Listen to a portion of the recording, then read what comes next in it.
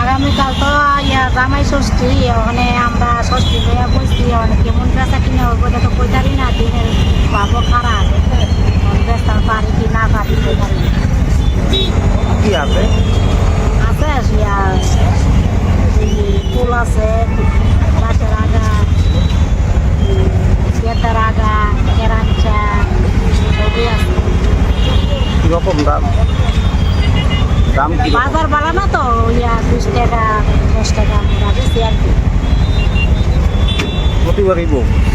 আমরা তো আগামী সাল বছরই বই, এবারও বইছি। কিরকম আশা করতেছো ব্যবসা কিরকম হইব?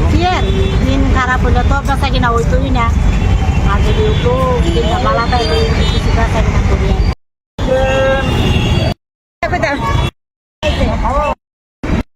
শুনছি বাবা।